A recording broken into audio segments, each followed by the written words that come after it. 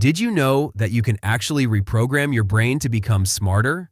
I understand a lot of you guys watching this video might feel overwhelmed by the amount of available information and worried that just because you are not smart enough, this will hold you back in your career and personal life. Or maybe you stress over the inability to solve problems and make informed decisions effectively. If that sounds like you, it's not your fault. Because social media has smartly brainwashed all of us into believing that you are not smart enough and you are falling behind in life. You have to prove your intelligence to people, and because of that, you struggle with imposter syndrome and doubt your own abilities, even when you achieve something, which is extremely dangerous. That's why you must discover to reprogram your brain to become smarter, more confident, and have the ability to learn and understand new things quickly. So, in this video, I am going to share 5 amazing techniques for doing just that. These are not those impractical techniques that you see everywhere, like read books, do multitasking, take this online course, or wake up at 6 a.m. and this and that. These are all actual science-backed practical techniques. If you apply them, you would be way ahead of 99% of people. But first, let's understand, what does it actually mean to be smart? Being smart is not just about getting straight A's or knowing all the answers in class. Being smart is more like having a toolbox full of cool skills that help you navigate the world around you, like learning new things quickly, solving problems, adapting to new situations, asking good questions, learning from your mistakes, and so on. So let's begin by our first technique, which is to stay curious. Now you might be thinking, why should I bother staying curious? Well, most of the breakthrough discoveries and remarkable inventions throughout history, from flints for starting a fire to self-driving cars, have something in common. They are the result of curiosity. Curiosity is like giving your brain a shot of espresso. Staying curious keeps your mind sharp, your ideas fresh, and your spirit young. But don't just take my word for it. Let's hear from someone who knows a thing or two about curiosity. Albert Einstein. The important thing is not to stop questioning. Curiosity has its own reason for existing. See? Even Einstein knew that curiosity was the secret sauce to his genius. And if it worked for him, it can work for you too. So, how exactly does staying curious make you smarter?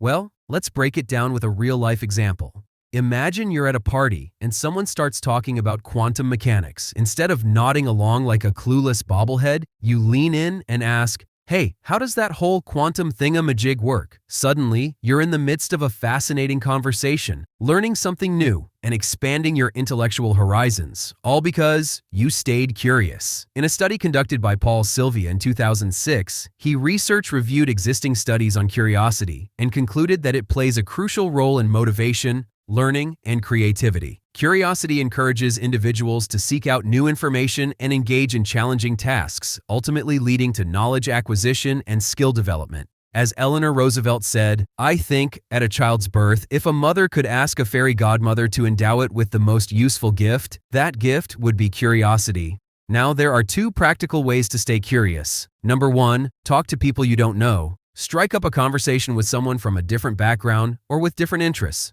You might be surprised by what you learn and the cool connections you can make. Number 2, embrace the "I don't know" attitude.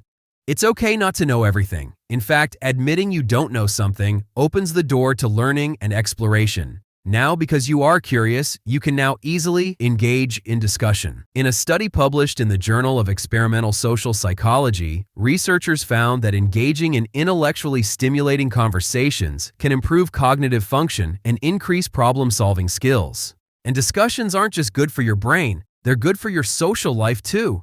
Think about it. When you engage in lively conversations, you build connections with others, expand your social network, and gain valuable insights from different perspectives. But there is a problem.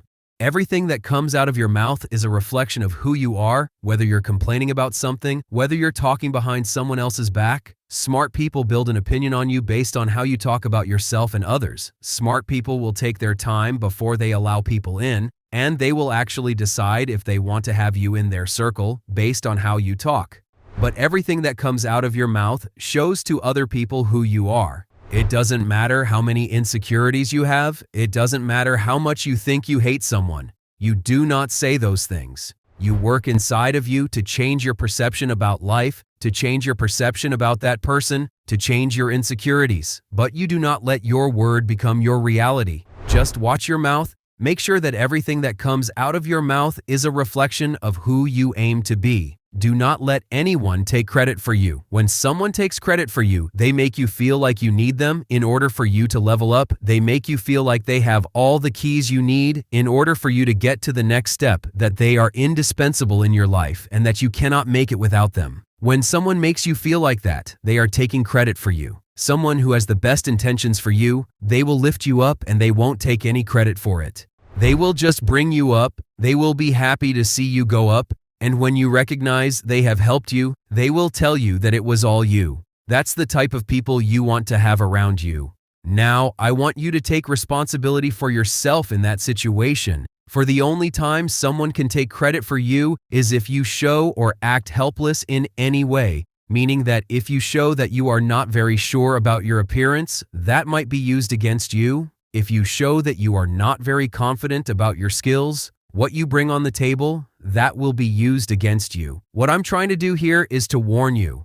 I see that happening every day with people around me. You guys need to become smarter. When you show your insecurities to someone, when those people do not have the best intentions for you, they will use it against you, and they will turn you into a puppet willing to do everything for them. You have to stand firm, meaning that you have to know your worth in such a way that you do not act helpless, that you do not need anyone's compliments, or you do not need anyone's help for you to be able to hold yourself. And when you have that, nobody will be in a position to take credit for you. Now, before I reveal the next technique, I want to ask, have you ever felt like you learn more when you're the one explaining things instead of just listening? You're not alone. Teaching others, even if it's just to a friend or family member, can actually make you smarter in several ways. Because when you try to explain something to someone else, you have to really understand it yourself.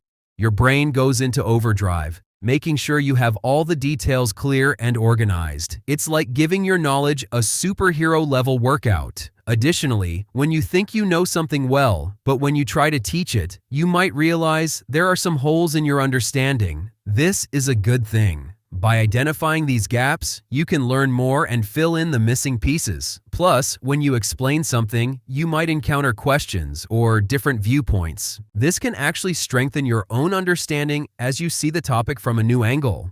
It's like looking at the same picture from different sides and discovering new details. Furthermore, teaching others requires you to be clear, concise, and engaging.